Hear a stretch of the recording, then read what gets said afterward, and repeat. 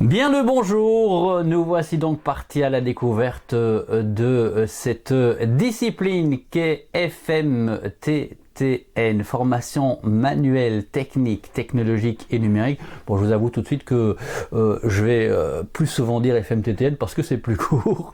Et donc une discipline qui est assez particulière puisque non seulement déjà elle est toute nouvelle, donc qu'est-ce qui se cache derrière? C'est ce qu'on va essayer de découvrir durant cette présentation. Et puis vous le découvrirez aussi, une discipline qui est particulière de par le fait qu'elle est constituée de deux volets. Deux volets qui sont à la fois distincts, mais aussi liés par un ensemble de choses. Et justement, on va commencer par découvrir ce qui les lie. Alors tout d'abord, on est sur une structure commune pour les deux volets, mais en fait là, c'est la même chose pour l'ensemble des disciplines, hein. Donc forcément, il y a une continuité et cette même structure pour l'ensemble. On est, si on parle des deux volets ici de FMTTN, on est sur des visées générales communes, on en parlera dans quelques instants. On est aussi sur des contenus communs et donc il y a des attendus que l'on va devoir travailler à la fois à travers FMTT, à la fois à travers numérique. Ça aussi, on va les décrire dans quelques instants. On est sur une organisation qui, tant pour FMTT que pour numérique, une organisation qui est en champs. Il y a 4 champs pour chaque volet, on les détaillera. Et puis, on est, et c'est extrêmement important, vous allez voir qu'on va en parler régulièrement durant cette présentation, on est pour les deux volets sur un ensemble de compétences, de savoir et de savoir-faire qui sont mobilisés à travers des réalisations. L'idée générale étant que on n'apprend jamais aussi bien les choses que quand on les vit concrètement à travers le geste, à travers le faire. Et donc c'est ce qui va être une sorte de maître mot dans donc ces deux volets que sont FMTT et numérique.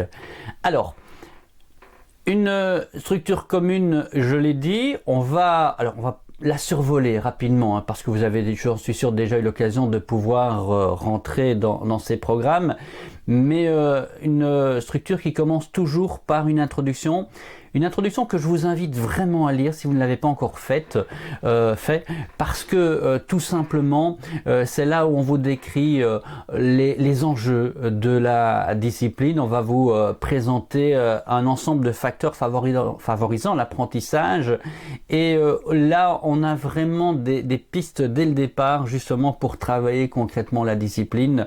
Donc si vous ne l'avez pas encore fait, je le disais, n'hésitez pas à prendre le temps. Je vous promets que vous ne le perdrez pas ce temps dans cette lecture.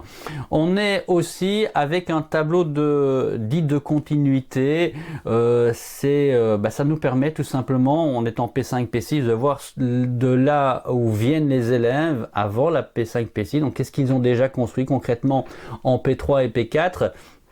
Et puis aussi, où va-t-on ? Que feront les élèves, qu'apprendront les élèves lorsqu'ils seront dans le secondaire. Donc c'est toujours intéressant de pouvoir se situer dans cette progression des apprentissages.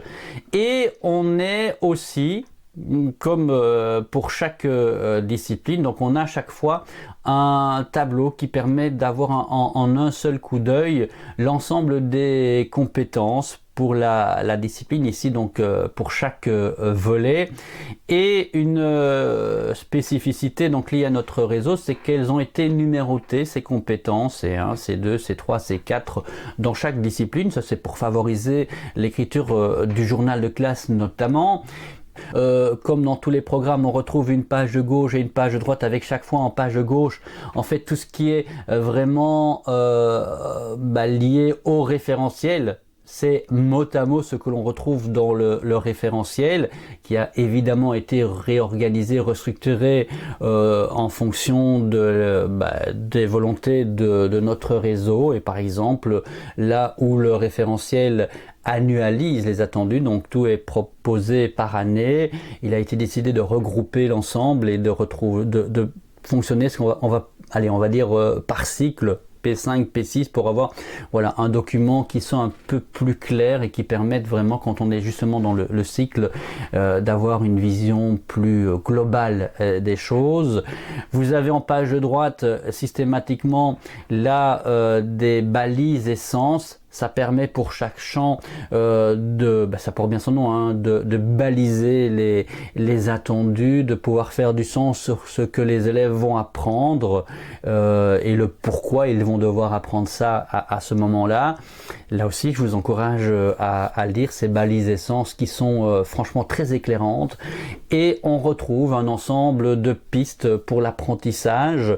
Alors, ce sont des pistes parmi d'autres, hein, c'est pas exhaustif évidemment, mais ça permet voilà, d'avoir une idée de ce que l'on peut proposer aux élèves, et même des exemples de structuration possible au terme d'une activité ou d'un apprentissage.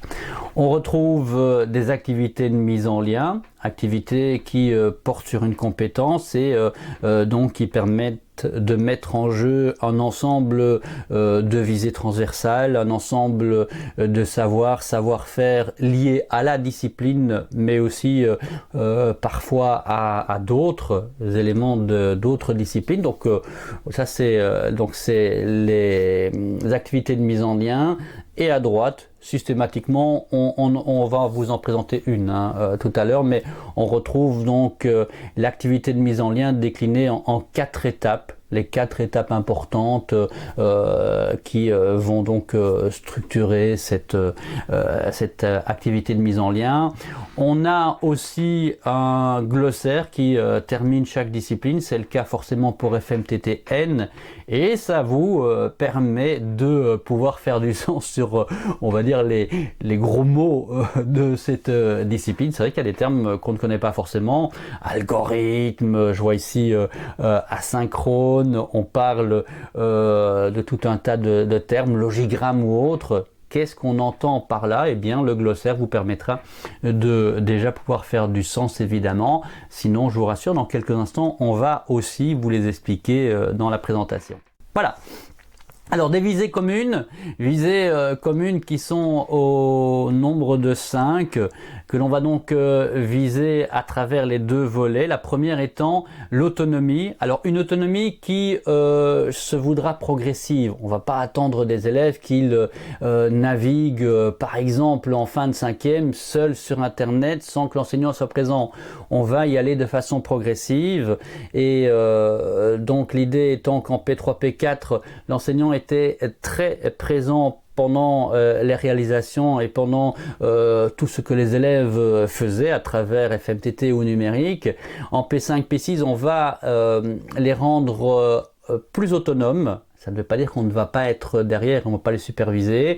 Et puis, l'autonomie va continuer à se poursuivre et être de plus en plus importante en secondaire. Et ça c'est important, et ça peut paraître même particulier, on est sur aussi de la cognition. C'est-à-dire que tant en FMTT que numérique, on ne va pas être juste sur le faire, on a dit que c'était important, mais si on apprend des gestes, eh bien il y a des savoirs qui vont être liés à ces gestes. Il y a du vocabulaire que l'on va devoir apprendre par rapport à l'une ou l'autre technique, et donc il y a vraiment des savoir-faire qui vont devoir s'apprendre pour donc l'ensemble des 2 volets. On est dans la créativité. Alors je ne vais pas trop y revenir pour l'instant, mais créativité qui passe par la réalisation d'objets, ou on dira en FMTT d'ouvrage. On est aussi sur l'importance de la construction de la collaboration, du souci des autres. Ça aussi, on y reviendra avec des exemples concrets d'attendus qui y sont liés. Et puis, on est sur donc le développement durable, et donc amener les élèves progressivement à comprendre l'importance de cette notion. Alors, ils ont eu les prémices en P3 et P4. Et là, à partir de la P5, il va vraiment y avoir des attendus spécifiques, tant en savoir et en savoir-faire, donc liés à justement cette prise de conscience liée au développement durable. Je termine avec ce qui lie les deux volets de FMTTN par ce que l'on appelle donc les contenus communs. Alors ce sont des attendus qui sont donc à travailler à la fois en FMTT et en numérique, attendus liés à des savoirs, liés à des savoir-faire. Ils sont alors, on va dire comment, organisés selon différentes thématiques. La première étant d'assurer la sécurité et la santé. Et on le voit dans les entendus par exemple, on est de préparer le poste de travail, le matériel et les consommables nécessaires à une tâche. Alors, pour reprendre un exemple qui n'est pas dans le programme, ceux que vous voyez là devant vous font partie du programme. On va imaginer par exemple que lorsque les élèves vont être amenés à cuisiner, ils vont devoir préparer donc évidemment leur poste de travail pour que tout soit à disposition avant de commencer donc à le faire. Mais ils vont aussi, ça c'est le volet sécurité, apprendre à positionner ce poste de travail de façon à éviter que si j'ai des tacs, qu'elles soient électriques ou autres, si je dois poser des tacs pour cuisiner, qu'elles évitent de tomber. Je vais pas mettre ça entre deux tables ou que sais-je.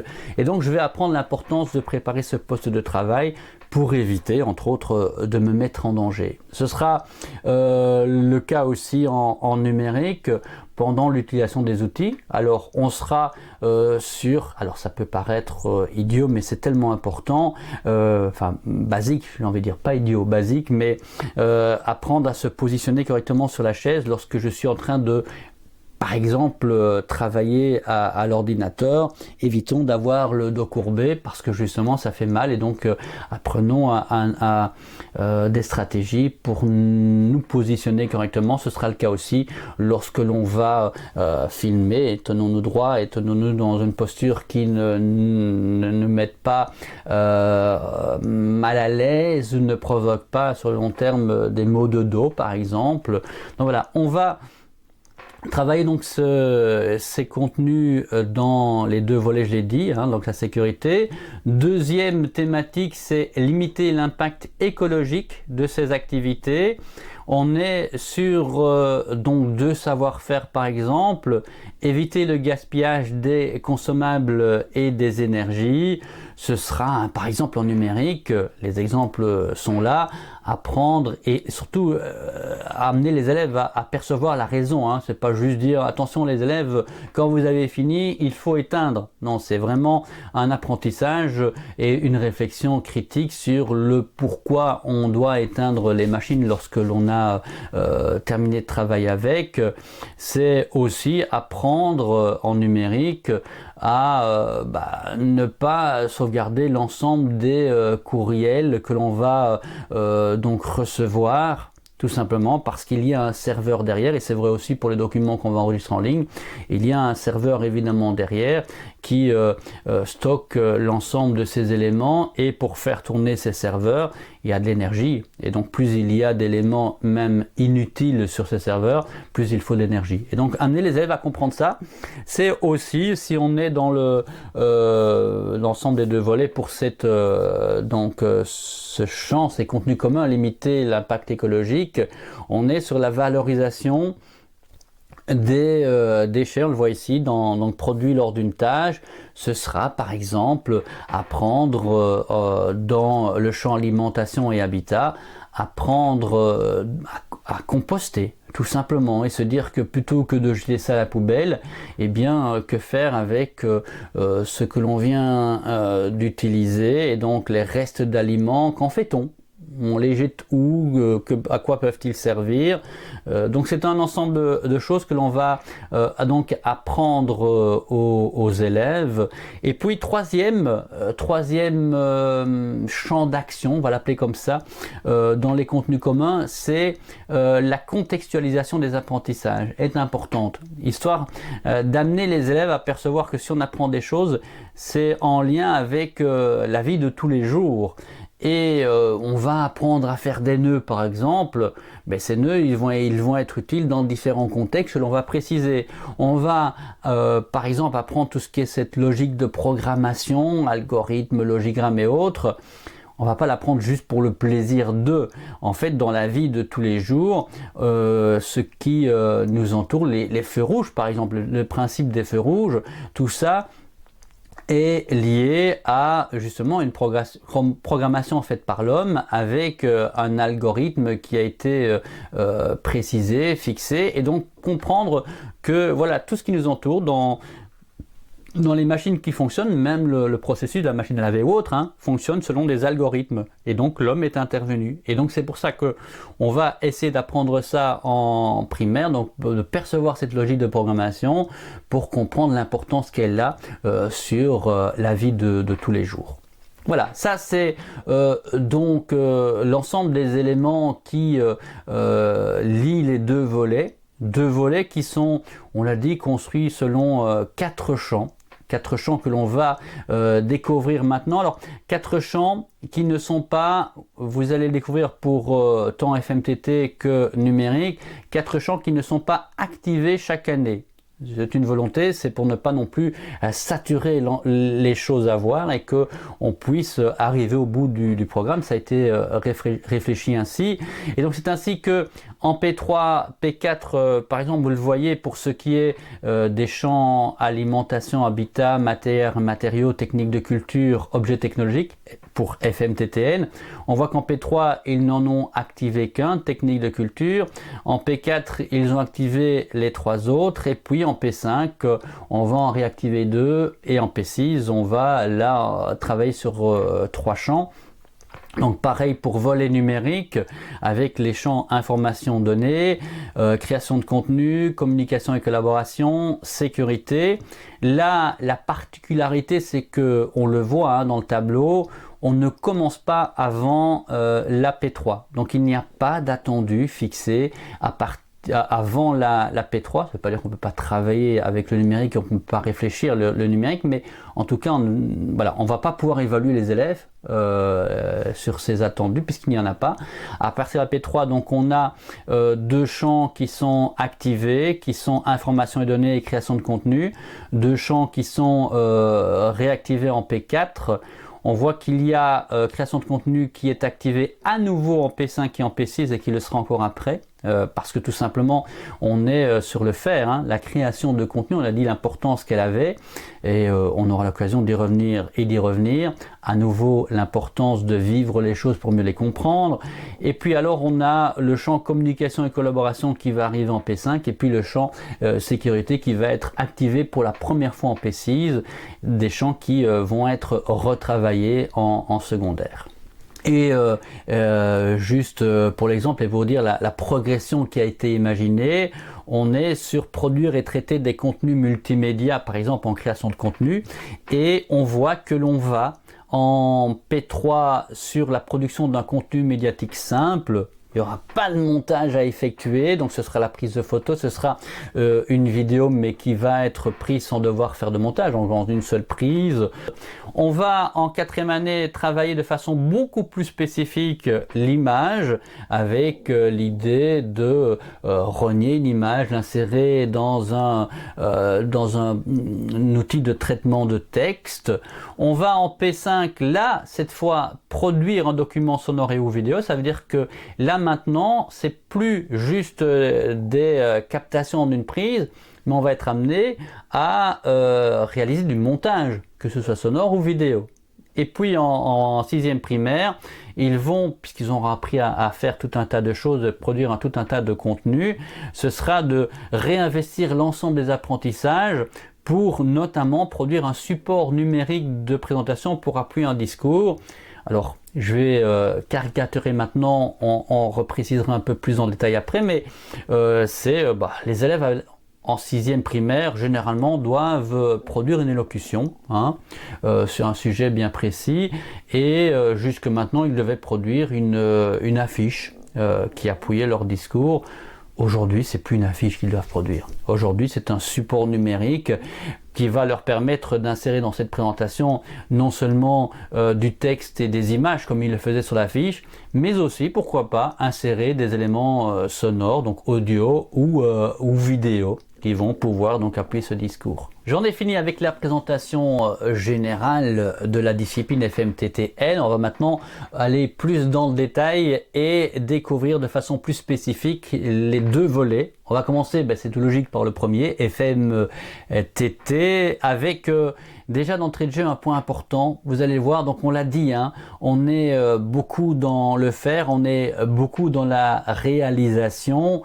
Et il faut savoir que entre ce qu'on a l'habitude de faire pour préparer le marché de Noël par exemple et vendre voilà, des bricolages réalisés par les élèves sur le marché de Noël de l'école, c'est un exemple, ou bien c'est le bricolage pour la fête des pères, fête des mères. On va évidemment sur cet ensemble de bricolage faire en sorte que ce soit le plus abouti possible et donc on va mettre l'accent sur le produit fini. Ça, c'est du bricolage. FMTT, on ne sera pas là du tout. On ne va pas mettre l'accent sur le produit fini, on va mettre l'accent sur les apprentissages qui sont réalisés à partir de la réalisation. Un exemple concret, je vous propose, c'est de découvrir deux vidéos. Deux vidéos qui ont été tournées dans le cadre d'une activité de P1, P2. Et vous allez voir des enfants en train de clouer pour réaliser un géoplan. Deux vidéos qui donc ont la même visée ou le même objectif qui est donc de produire ce géoplan. Avec dans un premier temps un exemple de démarche telle qu'elle doit être réalisée en FMTT et puis un contre-exemple avec ce qui n'est pas du FMTT mais plutôt un bricolage. Je propose c'est qu'on découvre différentes séquences de ces vidéos et qu'on essaye de faire du sens. Première vidéo. Une vidéo, donc je l'ai dit, où réellement on est dans une démarche de FMTT et vous allez l'observer d'entrée de jeu. L'enseignante ne va pas énoncer le produit fini, on va arriver à ça. Elle va annoncer l'apprentissage qui va être réalisé, on va apprendre à clouer. À clouer. En toute sécurité, d'accord? Sans se blesser, sans blesser l'autre et sans abîmer le matériel. Alors, pour tenir le marteau correctement, on va mettre sa main avec laquelle on écrit, d'accord? Oui. Sa main dominante, on va la mettre sur le manche. Je ne sais pas, avec laquelle tu écris. Ah, donc tu vas tenir le marteau avec cette main-là, d'accord? On va mettre sa main sur le manche et plus loin, vraiment plus loin, on va mettre dans le fond pour pouvoir avoir plus de force, d'accord? La table ici, elle va être vers le bas parce que c'est avec la table que vous allez taper sur le clou, sur la tête du clou. Alors, nous allons clouer, apprendre à clouer pour construire un géoplan en respectant la profondeur. Et pour ça, on va utiliser une natte comme ça qui va nous permettre de contrôler la hauteur du clou. Vous voyez, il faut qu'ils soient tous à la même hauteur. Alors, avant de vous laisser faire, je vais vous montrer. Le clou, vous allez mettre votre pouce et votre index à mi-chemin, donc vraiment au milieu, plus ou moins, entre la tête et la pointe. D'accord? On va positionner le clou sur un point. On va le pencher et on vérifie. Ah, ma pointe est bien sur le petit point. Donc... Voilà, donc on vient de découvrir une première phase qui était une phase dite de modelage où l'enseignante a explicité les termes, a montré comment il fallait tenir le marteau, comment il fallait procéder pour clouer. Donc on est vraiment dans l'apprentissage du geste. Et on passe dans une deuxième étape qui est maintenant dans l'application concrète de ce qu'on vient de découvrir. Les élèves vont donc manipuler, réaliser le géoplan. L'enseignante, elle, sera derrière pour réguler les gestes et donc pour vraiment leur apprendre à les faire de façon correcte. Terminez votre clou, d'accord? Donc en bas de vous, terminez votre clou.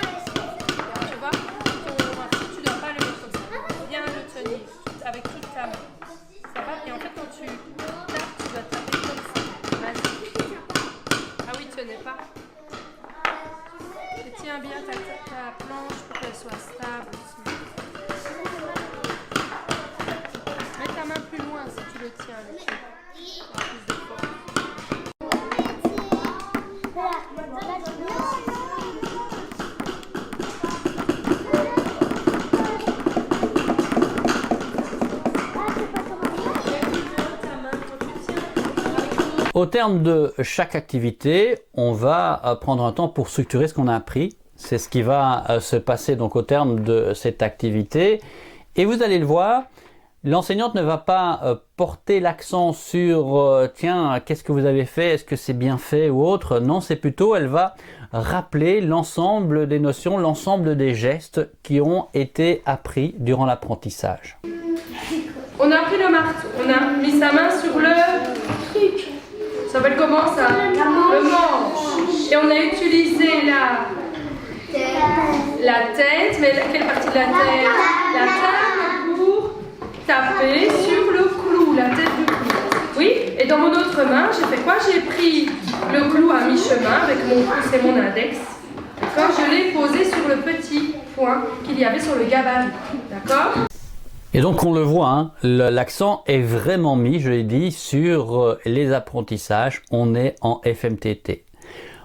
Un exemple maintenant, enfin un contre-exemple maintenant, où justement on est dans une approche, alors je l'ai dit, c'est le même objectif, réaliser un géoplan, mais cette fois on est dans une approche qui n'est pas du FMTT, mais plutôt de l'ordre du bricolage. L'accent va être mis d'entrée de jeu sur le produit fini, et donc l'enseignante annonce ce qui va être réalisé et pas vraiment ce qui va être appris. Première étape donc, la présentation de l'activité par l'enseignante. On va faire un bricolage, mais ce petit bricolage s'appelle un géoplan.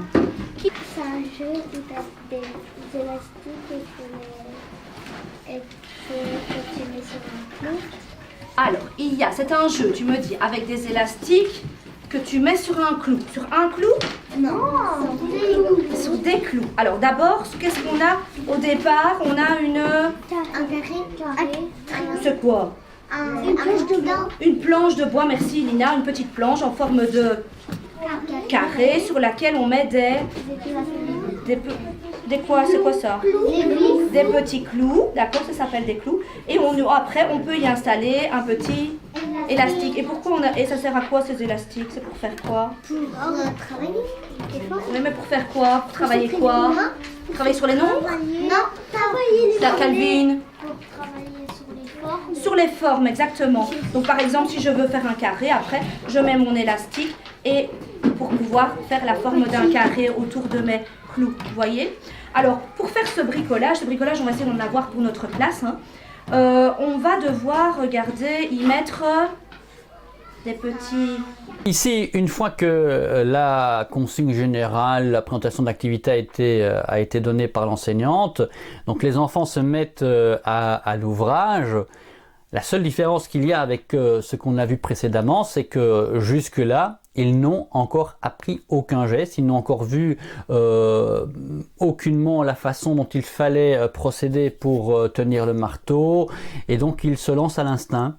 L'enseignante va bien venir derrière pour de temps en temps remettre le manche du marteau correctement dans la main de l'enfant, et encore vous allez voir que elle ne va pas insister énormément sur ces gestes techniques. Or, c'est bien l'objet de l'apprentissage logiquement dans l'activité de FMTT.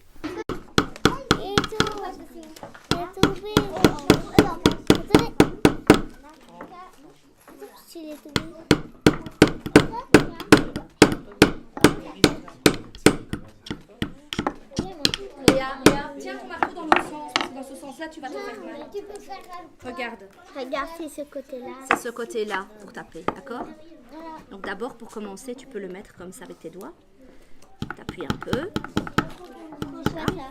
Et puis, une fois que c'est un petit peu enfoncé, tu peux appuyer plus fort. À mon avis, si vous faites en même temps, je crois que tu peux arrêter, toi, Clara. Hop, on va le mettre, vas-y. Vas-y, tape.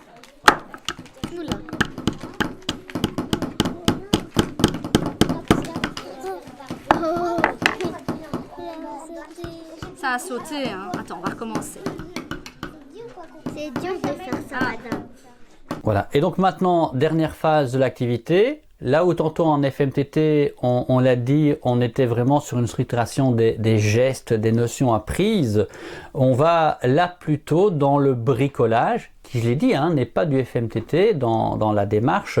Là, l'institutrice va plutôt mettre l'accent sur ce qu'ils ont fait, est-ce que c'est beau, est-ce que c'est pas beau, et ne va aucunement revenir sur les gestes appris. Vous avez pensé de ce qu'on vient de faire maintenant? Alors, est-ce que vous avez trouvé ça chouette, pas chouette, difficile, facile? Comment vous avez trouvé l'activité qu'on vient de faire? Yamen, Moi, j'ai mis bien. ça met bien toi? Pourquoi? Tu veux expliquer? Parce que j'aime bien taper un truc avec un marteau. D'accord. Tu l'avais déjà fait à la maison? Oui?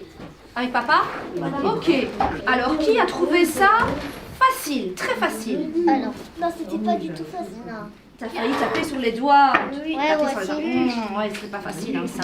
Alors, vous avez vu ici, si je regarde un petit peu le géoplan de Lina et de Nora.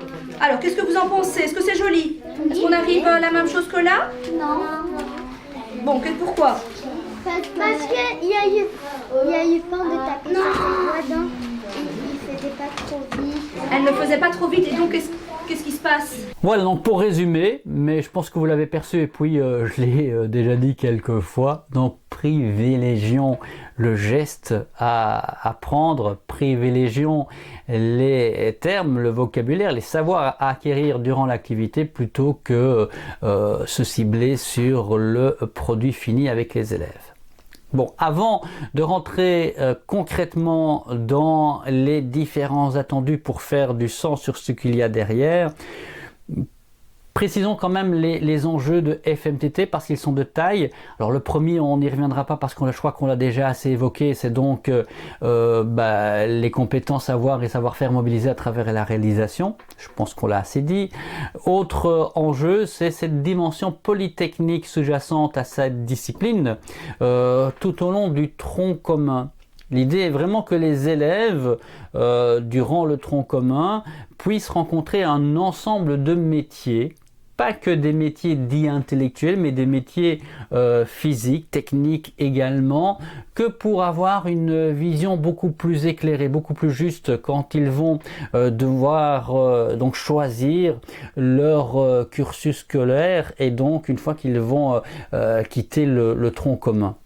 Voilà, ils auront une idée plus juste des différents métiers parce qu'ils les auront rencontrés, même si c'est sommairement, durant le tronc commun. Et puis, il y a cette idée de valorisation des filières techniques. Il faut le reconnaître jusqu'ici, on est beaucoup justement à favoriser l'intellectuel et c'est dommage, mais on avait parfois tendance à dire si ça ne fonctionne pas intellectuellement, tu vas aller plutôt du côté technique ou professionnel. C'est dommage, parce que c'est complètement ridicule, et Dieu sait que ces métiers de la construction, par exemple, sont extrêmement importants et demandent un ensemble de savoirs et savoir-faire qui sont conséquents. Et donc, on va amener les élèves à percevoir ça et donc arrêter de dire que voilà, il y a, alors je caricature très fort, il y a les métiers pour les intellectuels, il y a les métiers pour ceux qui ne le sont pas et qui sont plus manuels. Faux, archi faux, et donc arrêtons de penser ça. Et puis, il y a aussi un autre enjeu qui est cette approche non genrée des métiers. Moi, je me souviens par exemple de ma collègue de 6e quand je suis arrivé dans l'enseignement. Alors, ça fait une trentaine d'années, donc ça fait un bail. Elle m'expliquait que elle a connu des cours et elle a donné des cours de tricot. Mais attention, il se répartissait les tâches entre l'enseignant de 5e et 6e. Le prof de 5e donnait des cours de réalisation manuelle, de bricolage, mais plutôt sur du travail du bois ou autre aux élèves de 5e et 6e garçons. Et puis elle prenait les filles pour faire de la couture, pour faire du tricot ou autre. On n'en est plus là aujourd'hui. Et donc pour l'ensemble des tâches que l'on va leur proposer, on ne va pas tenir compte du genre de l'élève. On va simplement apprendre à chacun à appréhender, à découvrir le métier qui est là. on va détailler quelque peu maintenant les attendus liés au savoir, savoir-faire et compétences propres aux différents champs de FMTT. Je dis, on ira sur le volet numérique après. Des compétences qui sont listées, alors on va pas les lire maintenant puisqu'on ira dans le détail dans quelques instants, qui sont donc proposées. Il y en a 7, dont une qui est commune à l'ensemble des champs et qui est donc d'apprendre à exécuter une tâche en toute sécurité. Et puis vous le voyez, il y a 3 compétences pour ce qui est de alimentation et habitat, à travailler en P6 pour 2, la C2 et la C3, réaliser un plat, présenter un plat réalisé. Sachez que ça avait déjà été travaillé en P3, P4, donc amorcé dans la construction des attendus en P3, P4. Et on voit que pour ce qui est d'aménager un espace de vie, on va travailler principalement ça en 5e primaire. On est en matière et matériaux avec une compétence qui sera à mettre en place, qui est la réalisation d'un ou des ouvrages. On est en technique de culture sur cultiver et entretenir une plante, ce sera pour la 5e primaire, et en 6e primaire sur concevoir, construire et mettre en service un objet technologique. Et vous le voyez, tiens, dans ce cadre, il y a un petit logo. Le logo, c'est simplement pour vous dire que, en fait, dans le programme, il y a une activité de mise en lien qui est illustrée pour cette compétence. Si on est dans le programme, on voit en effet que, donc, page gauche, page droite, on a en page gauche, je l'ai dit tout à l'heure, hein, mais donc la présentation des attendus qui sont mis en œuvre, et puis en page droite, donc, le descriptif de l'activité proposée sous la forme de 4 étapes. Et donc si on rentre voilà, dans ces 4 étapes, donc là ici on est sur l'idée de fabriquer donc un système d'engrenage. On va amener d'abord les élèves à observer différents engrenages, comme par exemple celui qui est proposé pour le séchoir à salade. Hein, quand on tourne, tiens, ça fonctionne comment? On observe et puis on va nous-mêmes fabriquer des roues dentelées pour les engrenages. On va fabriquer un système, on va modifier, on va observer. Et donc voilà, c'est une activité où on va donc fabriquer concevoir, c'est l'attendu qui le veut, concevoir, construire et mettre en service un objet technologique intégrant une ou plusieurs machines simples. Et ici, on est sur un ou plusieurs engrenages. Pour alimentation et habitat, c'est l'occasion de vous montrer qu'on retrouve dans les différents champs aussi différentes rubriques. Là, par exemple, on est sur la première rubrique, le sous-élément, le premier sous-élément 1.1, alimentation, réaliser et présenter un plat. Avec donc 2 compétences, on est là pour la P6, hein, pour l'activation de ce champ, réaliser un plat et présenter un plat réalisé. Ça, c'est la, on va dire, compétence globale qui sera construite sur l'ensemble donc du tronc commun. Et on retrouve des attendus donc là spécifiques pour la 6e primaire. Il y en avait déjà pour le cycle précédent puisque ce champ a déjà été activé précédemment. En P6, alors je vais lire ici ce qui est attendu, mais je vous rassure, hein, je ne vais pas lire tout chaque fois. De toute façon, vous avez ça dans votre programme. Donc en P6, par exemple, pour la réalisation d'un plat, on ne va pas attendre qu'il nous fasse un menu 3 étoiles à la façon Philippe Etchebetch, mais on va attendre d'eux que sur base d'une recette préparée en équipe, donc préparer un plat du terroir ou du patrimoine local combinant plusieurs aliments en appliquant des techniques appropriées et en utilisant les ustensiles adéquats.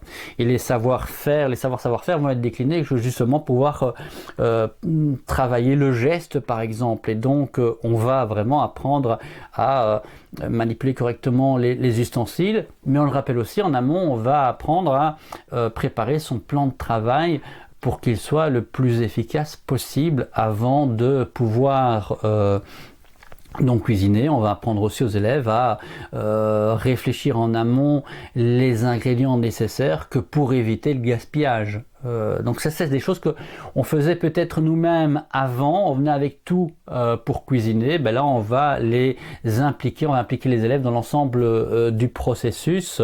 Et donc voilà, on a différents attendus qui sont posés.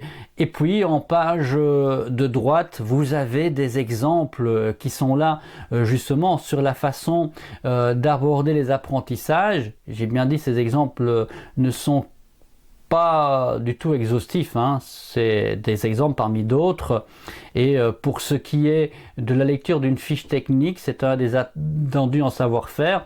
Vous voyez l'exemple avec le Nutri-Score par exemple, et pouvoir considérer ce qu'est ce Nutri-Score et quelle est son utilité dans la réalisation d'un plat et dans notre manière de nous alimenter. Donc ça, c'est un exemple, il y en a d'autres. Je vous laisse les découvrir par vous-même, évidemment, dans le programme. On est donc dans alimentation et habitat également, avec une deuxième rubrique qui est là, porte sur l'habitat, avec aménager un espace de vie. Et donc, on va être amené à un moment donné, tiens, pourquoi pas, à réfléchir au sein de la classe une réorganisation qui soit plus efficace de l'espace en fonction de ce que l'on vit, en fonction peut-être de la gestion des ateliers. On le fait en général nous. Bien, impliquons les élèves dans cette réflexion et montrer l'importance de cette réflexion sur l'aménagement de l'espace de vie. Dans les exemples qui vous sont proposés en page de droite, on ira sur l'aménagement de la cour de récréation avec donc certaines contraintes à imaginer, ou bien voilà, vous avez ici un ensemble de propositions. On va en matière et matériaux, et donc là on est en P6 à nouveau sur la réalisation d'un ou des ouvrages, donc ça la rubrique 2.1, avec en attendu pour les 6e primaires, réaliser un ou des ouvrages, donc des réalisations concrètes, en sélectionnant et en utilisant, vous le voyez, les outils, les consommables et les techniques proposées. Donc on va leur mettre à disposition un ensemble d'outils, ils vont les sélectionner, ils vont donc les mettre en application pour réaliser des gestes techniques, dont ici particulièrement en 6e, le geste technique de nouer. C'est pour ça qu'on en parlait tout à l'heure dans les exemples des contenus communs, mettre l'accent si on apprend à nouer, c'est parce que voilà, ça va servir dans différentes situations de la vie quotidienne. On est aussi sur le fait de contrôler, graver, couper, boulonner dans les gestes techniques qui seront appris en 6e primaire. Et donc exemple aussi ici dans des réalisations, donc on en parlait, la réalisation des nœuds, mais aussi dans l'assemblage pour réaliser donc voilà les productions qui sont là, ou la pyrogravure sur le bois, mais prendre aussi conscience à un moment donné, si on est avec le pyrograveur, avec le graveur sur bois, pardon, qu'on ne peut pas l'utiliser sur n'importe quel matériau. Et donc prendre conscience des limites des différents outils que l'on met à disposition des élèves, et qu'ils puissent l'observer. C'est pas juste le faire pour le faire. On va aussi prendre conscience, que on ne va pas pouvoir utiliser n'importe quel outil dans n'importe quelle situation. Alors vous allez me dire, ouf là là, mais ça veut dire que du coup, t'imagines, je vais mettre une scie dans la main de chaque élève au même moment. Comment veux-tu, j'aurai jamais le matériel et puis c'est dangereux. Oui, évidemment. Évidemment que si je mets tout le monde en même temps au travail, ça risque de poser problème. Et donc évidemment, dans ce genre d'apprentissage, l'idée il est quand même aussi de revoir sa façon de fonctionner et de privilégier par exemple ici le travail par atelier dans une situation de co-enseignement ou pas, mais où je vais vraiment pouvoir porter mon attention sur ce que font les élèves. Déjà, ça va me permettre que je n'ai pas besoin d'un matériel pour chaque élève. ça coûte cher, hein. Et donc voilà, mais ça c'est vrai pour tout, hein. Et puis l'idée aussi de là, c'est de pouvoir contrôler donc la sécurité, vérifier qu'il fonctionne dans les meilleures conditions possibles, de leur rappeler ces consignes de sécurité lorsqu'elles ne sont pas respectées. Et donc voilà, ça c'est ainsi qu'on va plutôt privilégier le travail lorsque l'on sera en FMT10, donc pour les raisons que je viens de vous évoquer. Et dans ce champ matière et matériaux, on va aussi aller donc sur différents attendus tels que la représentation graphique, qu'elle ce soit des dessins de vue, des dessins de perspective, pouvoir identifier ce que c'est, mais aussi pouvoir dans les savoir-faire suivre un mode opératoire qui sera ici principalement donc sous forme textuelle. Alors, je ne vais pas trop dans le détail pour ces attendus. On va passer directement au champ technique de culture. Le champ technique de culture qui sera activé en 5e primaire, lui, on l'avait déjà activé aussi dans le cycle précédent, et qui est de cultiver donc et entretenir une plante. Donc ça, c'est bien l'attendu général, global, j'ai dit, pour l'ensemble du tronc commun, avec... Je vais me permettre de le lire là aussi. Pour la 5e primaire, cultiver sous la supervision de l'enseignant une plante selon un mode de culture défini en tenant compte du lieu et des conditions de production, substrat, calendrier des semis, température, humidité, hypothermie. Mais donc ça veut dire amener aussi les élèves à prendre conscience de l'importance de considérer l'ensemble de ces éléments lorsque je vais réaliser une culture. C'est réaliser différentes expériences avec différents types de cultures dans différentes conditions pour pouvoir se rendre compte de ce qui fonctionne, de ce qui ne fonctionne pas, prendre conscience justement de l'existence de ce fameux calendrier des semis et essayer de comprendre pourquoi. Ça nous paraît assez évident, mais pourquoi je ne vais pas semer en pleine terre des radis en plein hiver, quoi. Et donc voilà, avoir cette analyse avec les élèves et comprendre que le métier donc de cultivateur nécessite des connaissances, nécessite des savoir-faire à acquérir pour que justement ce métier soit réalisé de la meilleure des façons qui soit. Et je poursuis la lecture de l'attendu. Aménager un lieu de production en vue de rencontrer les conditions de réussite des semis ou de plantation. Ça peut être, tiens, imaginer de poser dans la cour de récréation un bac de culture sur pied et imaginer là où je vais le placer pour que ce bac de culture puisse bénéficier du meilleur ensoleillement possible. Donc ça, ce seront des choses à travailler avec les élèves. Et puis, 4e champ activé en 6e primaire, qui est donc lié aux objets technologiques. La compétence générale étant, vous pouvez la lire, concevoir, construire et mettre en service un objet technologique. L'attendu étant de concevoir, attendu pour précise, concevoir, construire et mettre en service un objet technologique intégrant une ou plusieurs machines simples. On a vu l'exemple avec l'activité de mise en lien pour les engrenages. Alors vous avez d'autres exemples dans le programme en page de droite. On voit, c'est déjà la sélection de l'outil le plus approprié pour démonter un objet. Ne fût-ce qu'observer qu'il existe dans les types de tournevis, des tournevis en croix, mais qu'on a aussi des clés à laine que pour démonter certaines choses. Donc se rendre compte qu'il existe différents types d'outils. C'est, on le voit ici, démonter un objet pour déterminer le ou les énergies qu'il actionne. Donc on a montré tout à l'heure en activité de mise en lien la réaction d'un engrenage. On est en activité là dite élémentaire où on va observer les objets, se rendre compte que voilà, il y a tout un processus pour faire tourner, c'est ces fameux engrenages qui sont là. Mais donc porter une attention particulière sur la manière dont ces objets techniques et technologiques fonctionnent. Bon, il y a d'autres exemples, je ne vais pas vous les énumérer là maintenant, vous pouvez les lire, parce que je crois qu'il est grand temps de rentrer dans le volet numérique et de pouvoir percevoir donc ce qui est attendu dans les différents champs activés en P5 et P6. Précisons quand même que ces différents attendus justement ne viennent pas de nulle part. C'est un peu l'idée que l'on entend à gauche, à droite, qui est de dire en fait c'est quand même fou parce que c'est encore des gens qui ne sont pas de terrain, qui nous ont pondu tel ou tel attendu sans trop savoir, et puis à nous de mettre ça en application. Alors c'est pas tout à fait vrai, c'est même pas vrai du tout d'ailleurs. Il faut savoir que donc il y a eu 2 documents de référence et 2 documents qui ont déjà pas mal d'expérience. Le premier, c'est DISCOMP, qui est le cadre de référence européen des compétences numériques. En fait, il faut savoir que pour l'ensemble des pays d'Europe, depuis déjà de nombreuses années pour certains pays, on utilise ce cadre de référence dans le cadre des programmes et référentiels.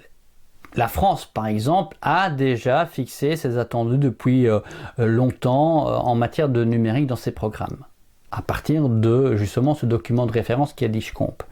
Pour ce qui est de la Fédération Wallonie-Bruxelles, vous savez, cette fameuse irréductible gaulois qui reste un petit peu en marge, on était le cas parce que en ce qui nous concerne, avant l'arrivée du tronc commun, il faut savoir qu'il n'y avait aucun attendu lié à un apprentissage du numérique.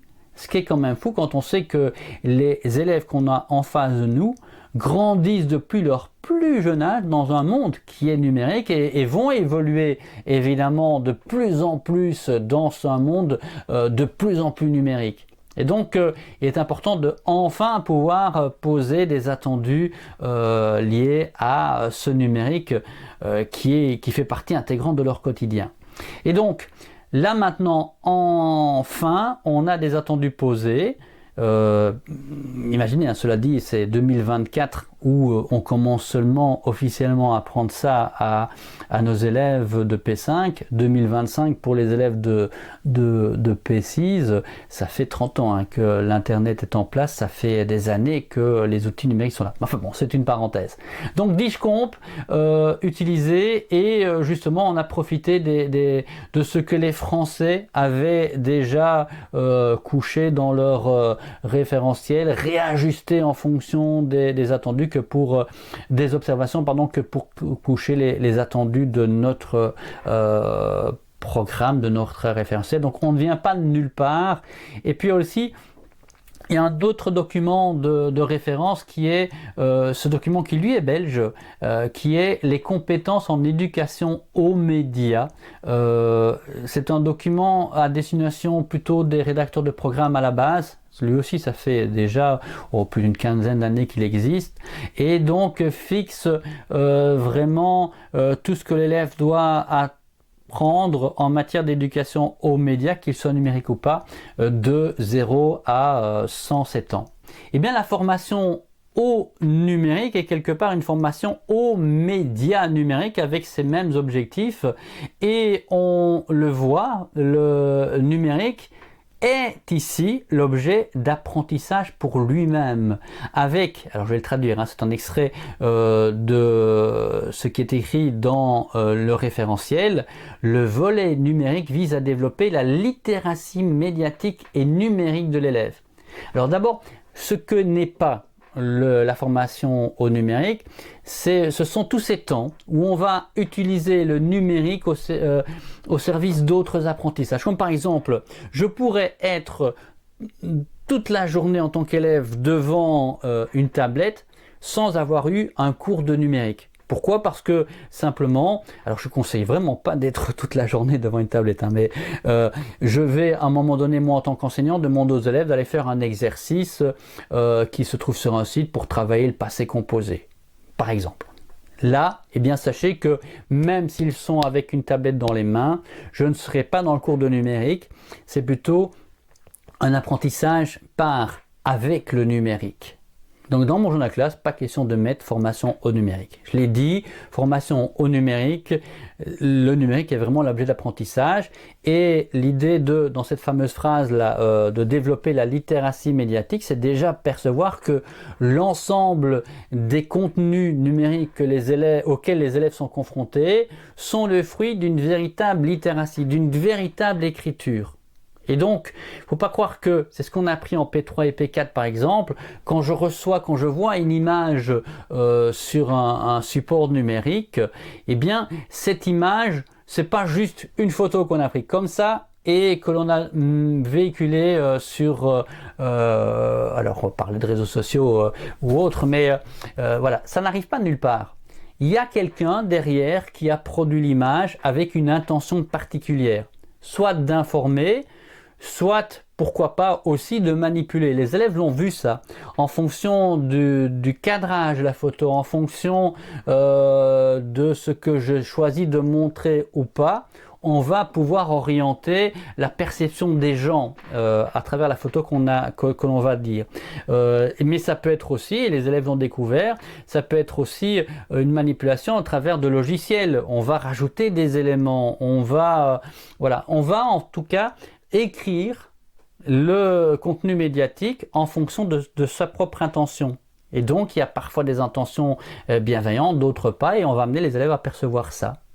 Et ce, à travers des propres productions également. Donc c'est cette fameuse littératie qui donc demande une véritable écriture, tant dans la manière dont on va présenter les éléments que l'utilisation du support, l'utilisation de l'objet technique proprement dit, et considérer aussi dans cette écriture, évidemment, à qui c'est destiné et tout un tas de facteurs sur lesquels je reviens tout de suite.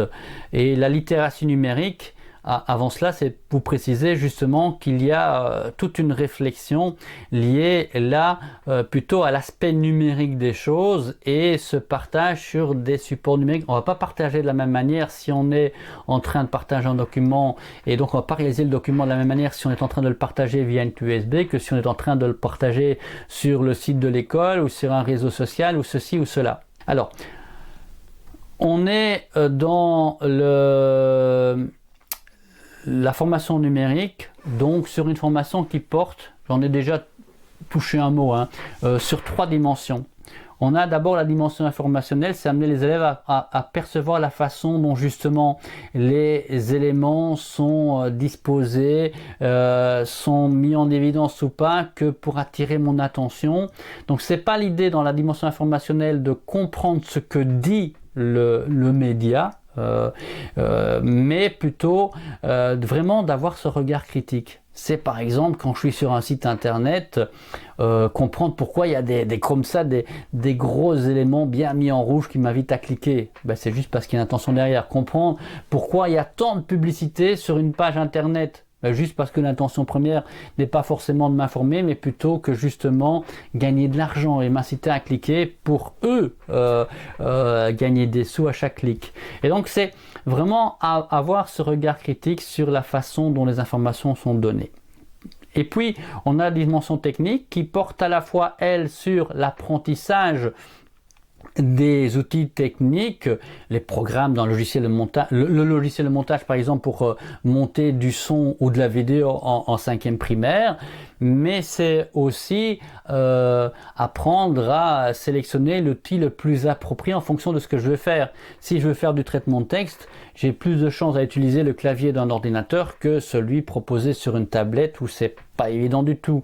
Si je veux faire du montage, ce sera certainement plus facile en fonction de l'objectif que j'ai de le faire via un logiciel sur ordinateur que via une application sur tablette.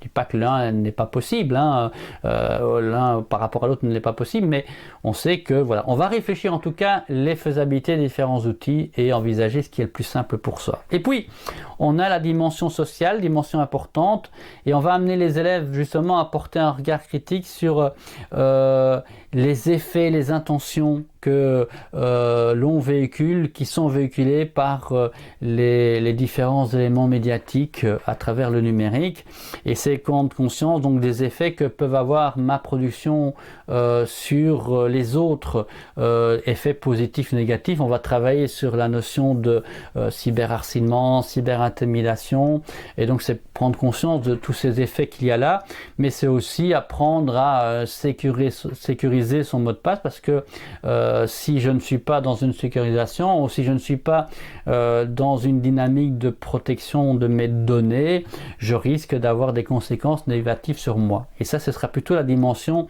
sociale du média et donc des effets, des conséquences que pourraient avoir mes productions, que peuvent avoir mes choix sur moi ou sur les autres. Alors, les compétences liées au champ, donc on est sur des compétences qui sont sur la production de contenu médiatique avec, je l'ai dit, l'idée en 5e primaire de produire un document sonore et ou vidéo avec du montage, et en 6e primaire, je l'ai déjà évoqué tout à l'heure, l'idée de produire un support numérique de présentation pour appuyer un discours.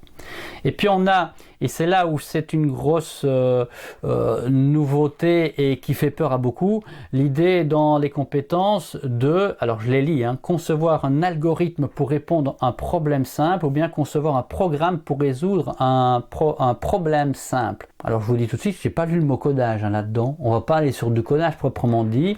L'intention est clairement d'amener les élèves à percevoir cette logique de programmation qui se cache. On vient de parler de la création de contenu activée en P5 et en P6, puisqu'elle est activée chaque année du tronc commun, on l'a dit.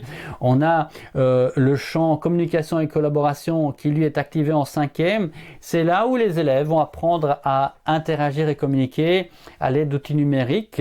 C'est là où ils vont apprendre à partager sur des espaces collectifs, espaces numériques collectifs, à partager des documents sur des outils déterminés par l'enseignant. C'est là où ils vont apprendre à collaborer sur un même document, sur un même dossier, donc ensemble, via les outils numériques. C'est là où ils vont apprendre à échanger des contenus l'un l'autre. Et puis on a le volet sécurité, où ils vont apprendre à, on le voit, adopter un comportement responsable relatif à la protection des données. Donc en choisissant un mot de passe pertinent par exemple, en effaçant ces données sur les outils partagés que l'on utilise, donc en apprenant à ne pas divulguer telle ou telle chose. C'est extrêmement important pour leur avenir. Et puis ils vont apprendre aussi dans la compétence C18, apprendre à adopter un comportement responsable face à une situation de cyberattaque, cyberharcèlement ou bien cyberdépendance. Alors c'est apprendre à adopter un comportement, ça ira beaucoup plus loin en première secondaire par exemple, où ils vont devoir utiliser des logiciels ou devoir utiliser des choses beaucoup plus précises dans leur réaction face à ces situations-là. Dans le volet numérique, comme c'était déjà le cas pour l'ensemble des disciplines ou dans le volet FMTT que l'on vient de parcourir, on a une activité de mise en lien qui vous est proposée, activité de mise en lien liée à une compétence donc, et qui met en jeu un ensemble de savoirs et savoir-faire, tant liés à la discipline FMTTN qu'à d'autres disciplines. Par exemple ici, mais on va faire le détail dans quelques instants, on voit que dans cette fleur qui recense l'ensemble des savoirs et savoir-faire mis en jeu, on est à la fois dans éducation culturelle et artistique, avec même 2 compétences qui sont mises en jeu, on est en religion, on est en français également avec des attendus spécifiques, on a une visée transversale qui est particulièrement visée, qui est planifiée, anticipée. Et donc, quand on va faire des productions, quand on va amener les élèves à réfléchir des contenus, on va certes être sur le numérique, mais pas que. On va pouvoir être en lien avec d'autres disciplines. Par exemple, pour l'activité de mise en lien ici, qui est de réaliser une exposition dans le cadre des Journées du patrimoine, une exposition qui donc relate l'histoire de l'église du village. Alors ça va nécessiter tout un tas d'apprentissages, mais donc de production de contenu et autres, mais en même temps, puisqu'on est sur le volet numérique, ça va nous permettre de réfléchir ce que l'on va dire, et pour ça s'informer, aller chercher des informations sur le net, apprentissage que les élèves ont fait en P3 et P4, donc ils vont réinvestir ça. Ils vont devoir aussi réfléchir la façon dont ils vont communiquer les informations, les contenus. On a un cadre qui est de dire on va donc réaliser une exposition. Où va-t-elle être placée? Est-ce que ce sera dans l'église? Est-ce que ce sera à l'entrée de l'église? Et en fonction de ça, est-ce que quel support vais-je utiliser? Comment vais-je amener les contenus aux gens qui vont visiter l'exposition? Ça peut être à travers des QR codes par exemple et des vidéos. Enfin, les gens vont devoir scanner pour écouter des fichiers sonores par exemple ou des fichiers vidéo. Donc c'est amener les élèves en fonction de la situation de communication à imaginer toute cette fameuse littératie dont on parlait, médiatique et numérique. Et puis une fois qu'ils auront imaginé donc la façon et les supports par lesquels ils vont communiquer, c'est de construire évidemment les contenus, ne fût-ce qu'aller réaliser une interview ou que sais-je, du curé, ou enfin ça c'est une stratégie à mettre en place. Élaborer les contenus, et puis c'est la dernière étape, en tout cas dans l'activité de mise en lien qui est là. On prépare une exposition, ce sera d'informer les gens. Et donc, pourquoi pas envoyer un mail, ne fût-ce que déjà aux parents et amis pour leur préciser que cette exposition aura lieu de tel jour à tel jour. Et donc là, on est en train d'activer donc le champ de la communication en collaboration. Clairement, c'est bien là où on est, à travers, ici il faut le reconnaître, une activité de mise en lien qui est assez d'envergure et qui est plutôt de l'ordre du projet, c'est pas toujours le cas. Non. Il y a l'autre volet qui sera plutôt là lié à, une fois qu'on a ces contenus, comment va-t-on les proposer, qu'est-ce qu'il faut, comment faut-il les dire, ou comment faut-il les valoriser que pour attirer l'attention, donc vraiment la manière dont on va présenter ces textes. Là par contre, puisque l'idée est de les présenter sur un support numérique, c'est la dimension informationnelle du média, on est dans la formation numérique, dans cette réflexion qui est là.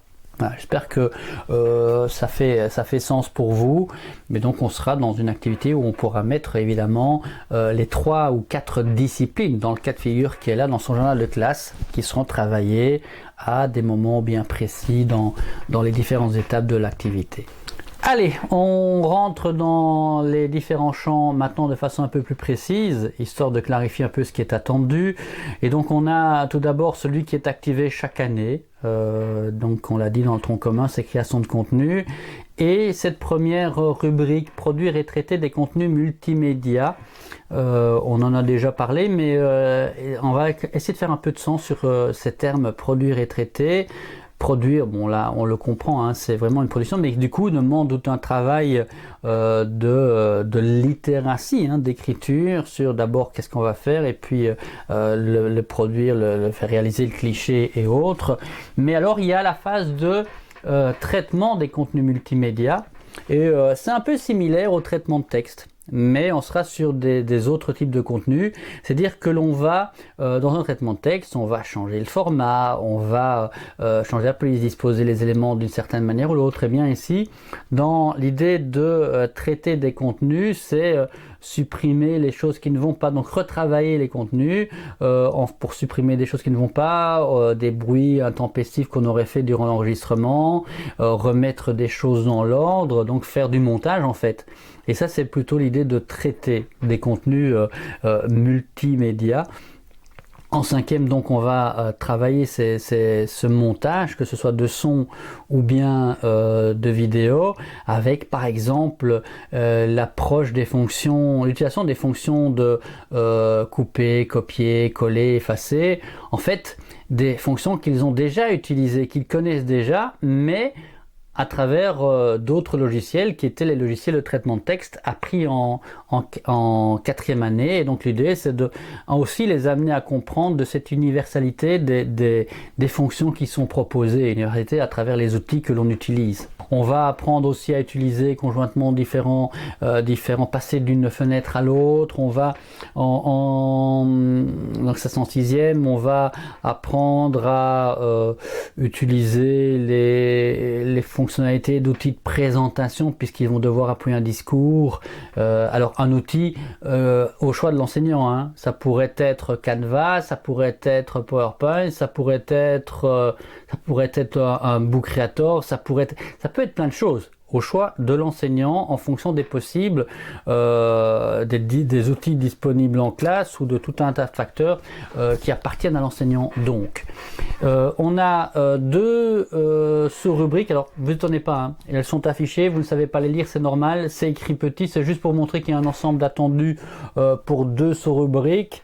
La première sous-rubrique, je viens de la détailler, c'est utiliser des outils de production et des applications logicielles. Et puis il y a une deuxième sous-rubrique qui est de considérer la culture et l'éthique numérique.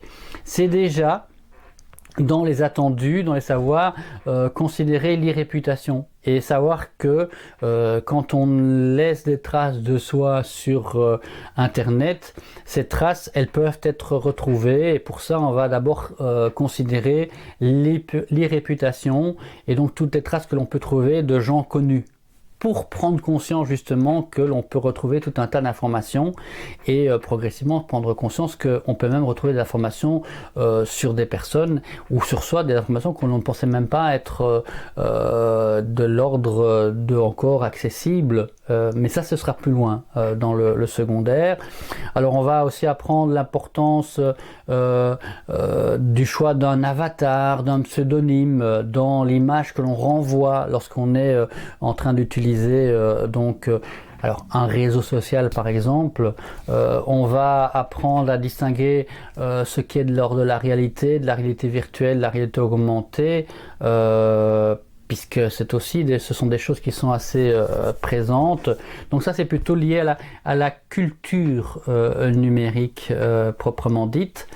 Et dans la création de contenu, on a une troisième rubrique qui est celle qui, il faut le reconnaître, quand on parle avec les gens, est celle qui fait le plus peur.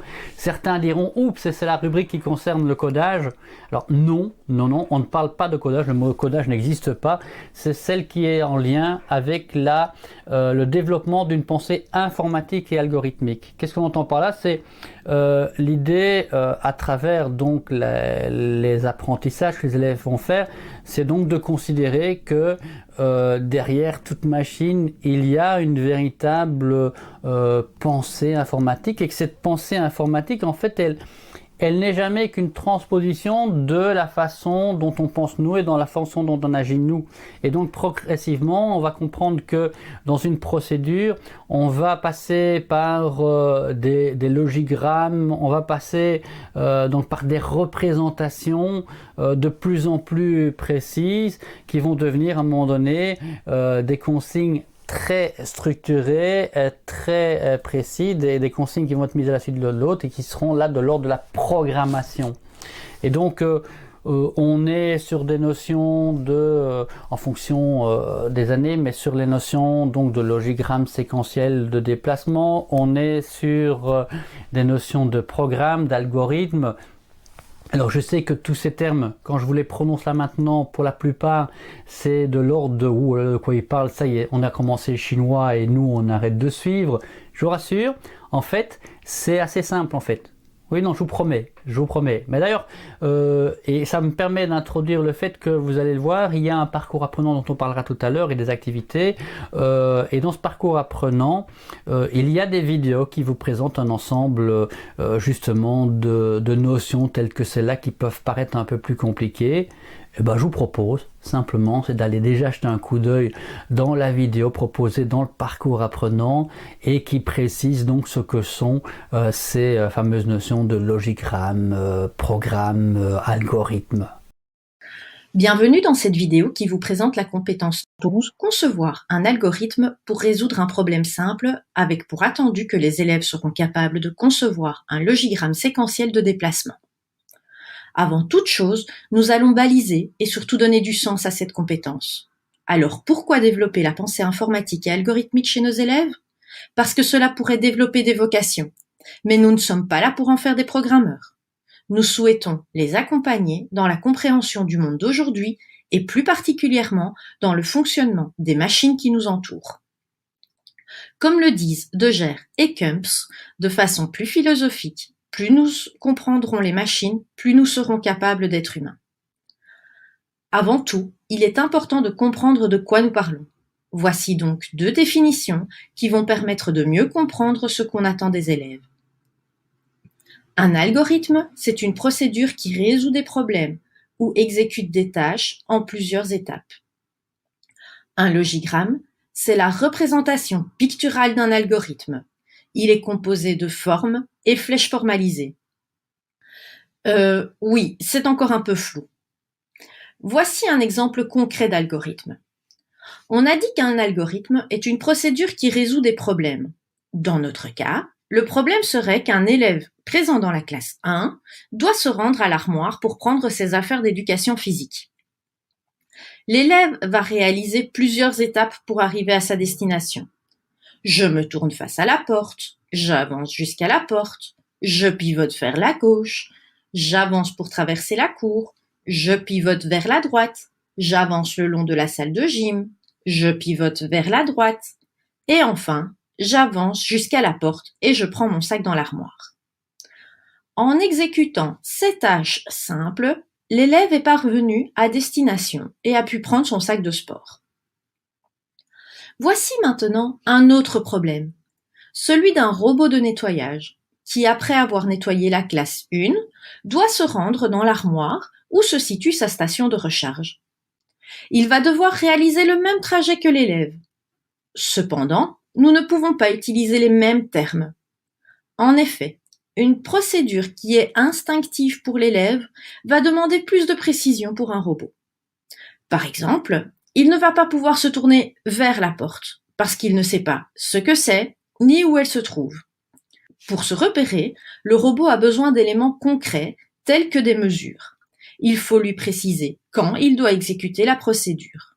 Dans ce cas-ci, lorsque le nettoyage est terminé. Enfin, les instructions vont être plus précises que pour un humain. Fais demi-tour. Avance de 6 mètres. Tourne à gauche. Avance de 21 mètres. Tourne à droite. Avance de 10 mètres. Tourne à droite. Avance de 1 mètre. Il faut terminer la procédure en indiquant au robot qu'il a terminé. On peut alors par exemple lui dire de se mettre en veille. Souvenez-vous, un logigramme est la représentation picturale d'un algorithme. Les 3 formes les plus importantes sont l'ovale, qui représente le début et la fin de l'algorithme, le rectangle, qui représente les étapes du processus, et le losange, qui représente les décisions. Mais celui-ci ne sera utilisé qu'en 6e primaire, lorsque les élèves vont intégrer les notions de boucle et de condition. Le début du logigramme de notre problème est donc représenté par une forme ovale qui précise lorsque le nettoyage est terminé. Il est complété par les processus et des flèches indiquant le cheminement. Enfin, un ovale indiquant la fin, dans notre exemple c'est la mise en veille, termine l'écriture du logigramme. N'oubliez pas, la pensée informatique et algorithmique n'est rien d'autre qu'une façon de réfléchir.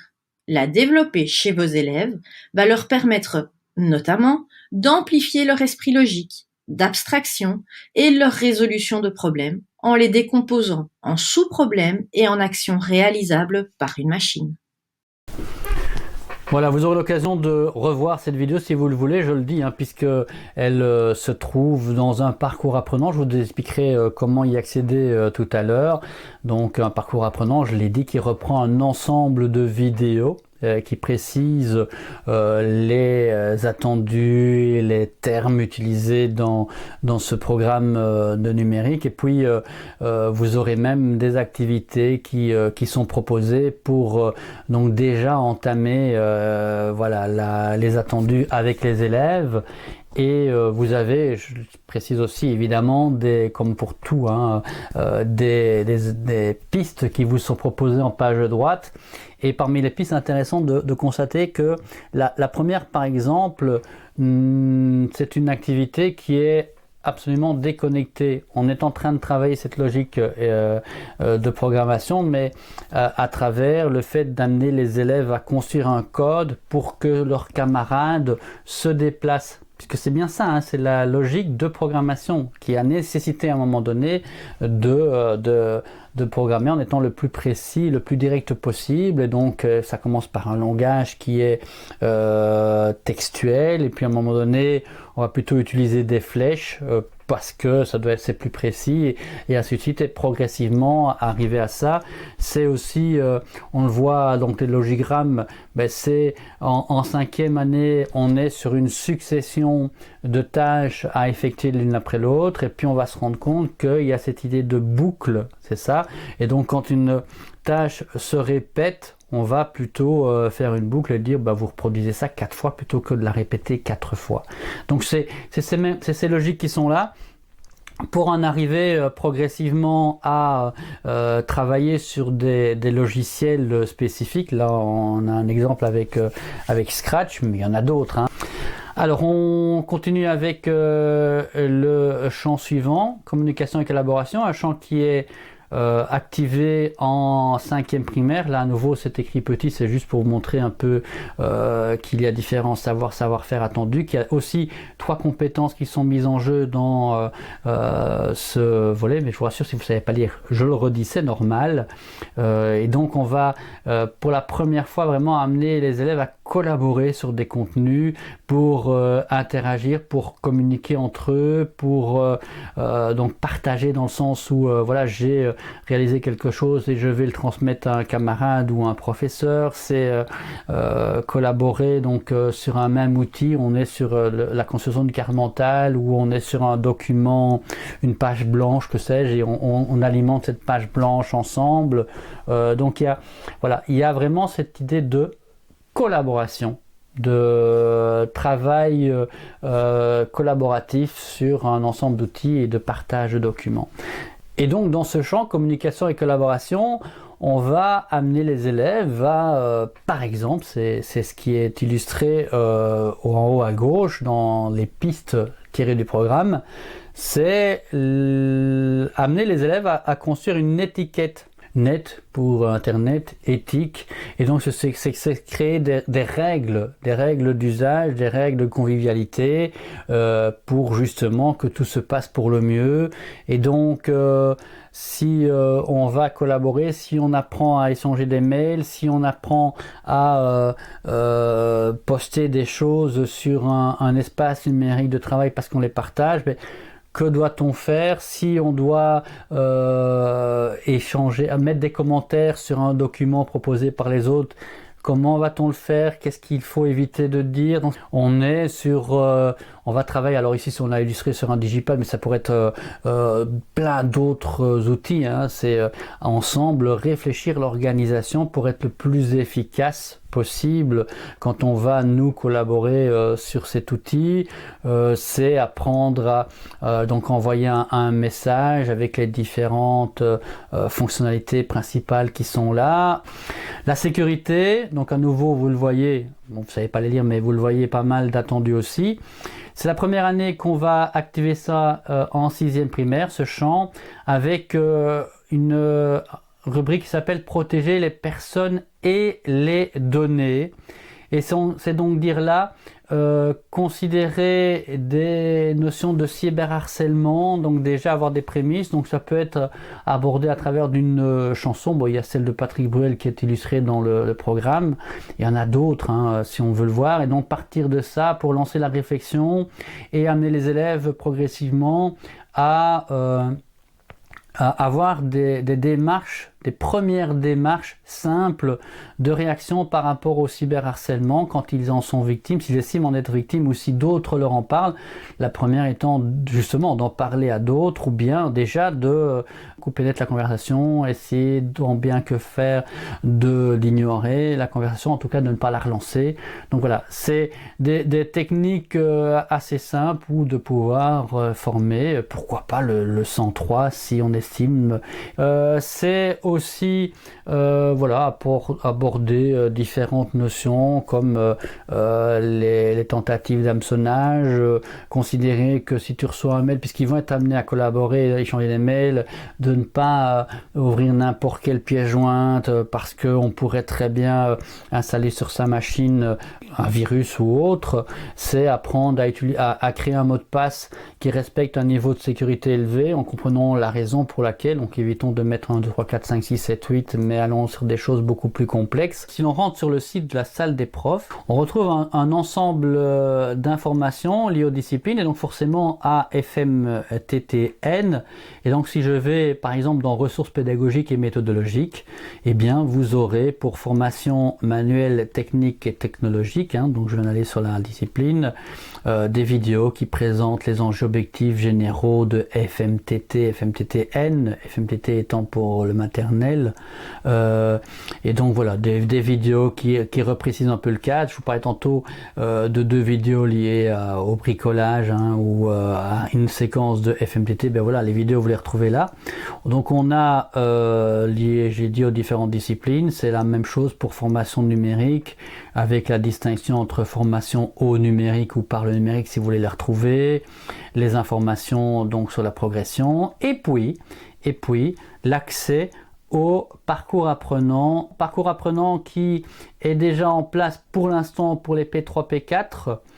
C'est pas sans celui-là que je vais rentrer, mais plutôt dans P5 puisqu'il est là. P6 est en construction puisque on l'a dit, l'entrée dans le programme ce sera pour l'année 2025 et l'enregistrement qui est là est réalisé au mois de novembre 2024. Donc voilà pourquoi c'est pas encore activé. Et le processus, c'est que pour chaque compétence, on a 1 ou 2 vidéos explicatives qui sont là donc pour illustrer les attendus de la compétence, enfin liés à la compétence. Et puis on a des exercices qui sont là pour nous permettre de vérifier si on a bien compris les attendus. Enfin, quand on a réalisé donc l'exercice pour la compétence, on obtient à la fin de cet exercice un petit code. Un code que je vous invite à copier, puisqu'en fait, lorsque vous aurez fait ça pour l'ensemble des compétences, vous additionnerez tous les codes, il y aura un cadenas, et là, vous allez avoir une banque d'outils pour pouvoir travailler le numérique avec vos élèves, donc des liens, des pistes et autres. Donc assez intéressant. On a mis C12 et C13 avec une petite flèche simplement parce que c'est sur cette logique de programmation et que dans la logique, la compétence 12 doit être construite avant la 13. Et alors vous avez le programme numérique à télécharger, vous le voyez si vous le voulez.